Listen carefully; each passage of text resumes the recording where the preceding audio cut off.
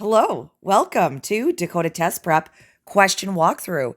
This video, demand factors. I know you've all been waiting for it. Every time you see a video, you say, hey, when are you going to do demand factors? Guess what? Right now, we're going to do demand factors. All right, let's hop into this. What is the minimum calculated load in watts for a single dwelling? Fun fact, single dwelling just means house, but we're going to fancy it up. With basic demand load of 32,000 watts, a 17.8 kilowatt range, 15,000 watt baseboard heating, 2.3 kilowatt dryer, 1.4 kilowatt fridge, and a 2.4 kilowatt hot tub. I don't know about you, but these people sound rich. I would like to live with them in their basement. Use that hot tub. Also, fun fact, the Watt is named after James Watt. Do I like to think that maybe he was friends with George Ohm, the creator, discoverer of Ohm's Law? I don't know. I'd like to think that they were friends. They sat around, had beers, and discussed electrical things. Sounds like a good time to me. Anyway, what is the question asking for? Minimum calculated load. Soon as we see that, we're going to head over to section 8, and we're going to take a look at 8200. 8200 is very specific to single dwelling. If you want to find calculated load for anything else, just keep following the yellow brick road. It's a little bit afterwards. So the beauty to this one is it already gives us a basic demand load of 32,000 watts. So we're just going to put that one off to the side. So after that, we have our range. Our range is a fancy way of saying stove. Why don't we just say stove? That's a good question. I have no idea. We're going to call it a range instead. Now, the range code is going to be 8200 1A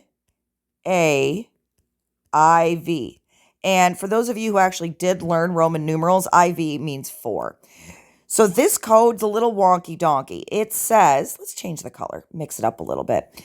It says that for every actual 12,000 watts, we're going to use a demand watt of 6,000. So we're going to start with our 17,800. We're going to minus 12,000 of that, which gives us our demand watt of 6,000. Now, whatever is left over, which in this case would be 5,800, we're going to take that at 40%. We type that into our calculator, and it gives us 2320. Whoop, that's supposed to be a 2. Try that again. Oi. Boop. 2320. We add those two up, and we end up with, where is it? 8320. 8320. So that's what we're going to use for our range. All right, next after our range, we have baseboard heating. Let's do a little BH over here. We have 15,000 baseboard heating. Now, you would think that because we're in section 8, which is demand factors, the whole point to section 8 is demand factors. Demand factor all the things. Do you think that maybe we would stay in section 8 for baseboard heating? No! Good heavens, you silly gooses. We're going to head over to section 62.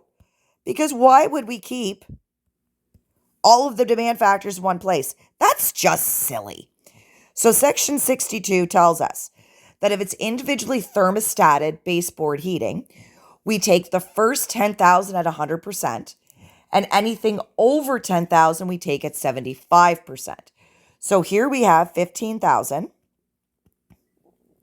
And we're going to take away 10,000. 2, 3. So we're going to take the first 10,000 at 100%. What is left over is 5,000, and we're going to take that at 75%.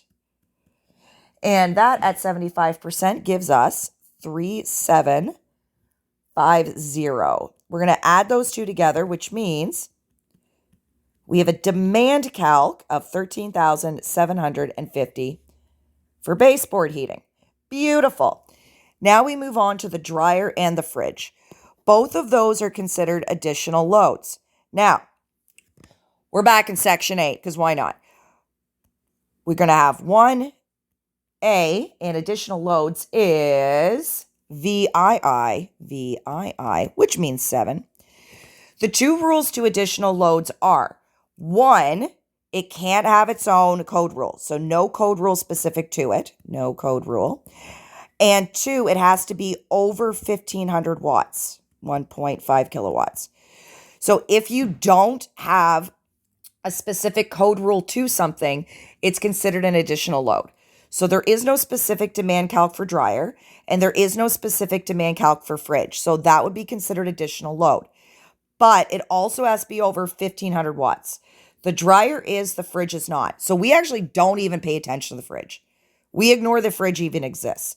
So we're going to take our dryer at 2,300, and additional loads are taken at 25%, which gives us 575 watts. And we're going to use that. Now, the last thing we have here is a hot tub. Fancy. And the code for that is 1A. And what is the hot tub? Oh, just a V. Just a V, which means 5. I like to think when it comes to the hot stuff, if it's hot, it uses a lot. Now, obviously, this doesn't apply to the stove because it's got a wonky donkey rule, and it doesn't apply to anything additional load. But when it comes to water heater, hot tub, heating, and AC, if it's hot, it uses a lot. So we take all of those at 100%. You're going to say, but AC is cold. Yeah, the air it pumps out is cold. But if you've actually ever touched an AC unit, holy crap, those get really hot. So if it's hot, it uses a lot. We always take it at 100%. This one here specifically is 2,400. Is it hot? Darn right.